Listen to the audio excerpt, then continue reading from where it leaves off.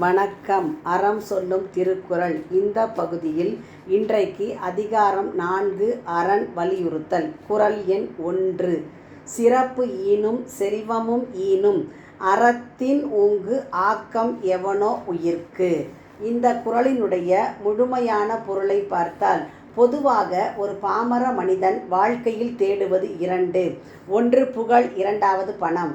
சராசரி மக்கள் மனதில் உள்ள பொதுவான எண்ணம் என்னவென்றால், நேர்மையாக இருந்தால் புகழும் கிடைக்காது, பணமும் கிடைக்காது என்பது.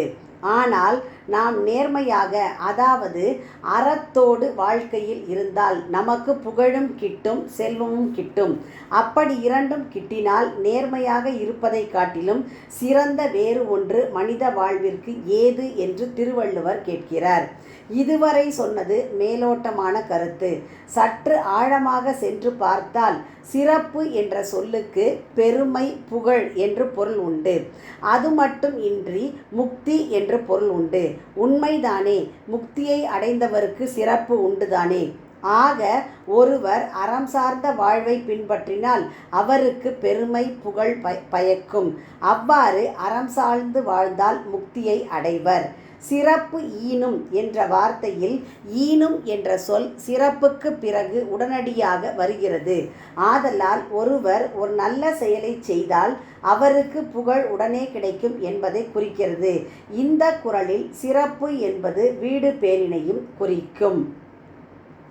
அறம் செய்தால் பொருட்பெருக்கமும் உண்டாகும்.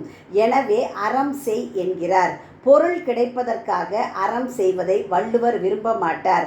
அறம் செய், பொருள் செல்வம் வந்து சேரும் என்றுதான் சொல்கிறார். எனவேதான் செல்வமும் ஈனும் என்று பொருளும் கூட கிடைக்கும் என்ற பொருள்பட பாடினார். நல்லது செய்தால் பொருள் தானாக வரும் என்பதை வள்ளுவர் நம்புகிறார் என்று தோன்றுகிறது. அற வழியை பேணுவதே உயிர்கட்கு ஆக்கம் என்கிறது இக்குறள்பா. குறட்பாவினுடைய பொருள், அறம் சிறப்பையும் அளிக்கும், செல்வத்தையும் அளிக்கும். ஆகையால் உயிருக்கு அத்தகைய அறத்தை விட நன்மையானது வேறு யாது என்று கேட்கிறார் வள்ளுவர். மீண்டும் குறள்.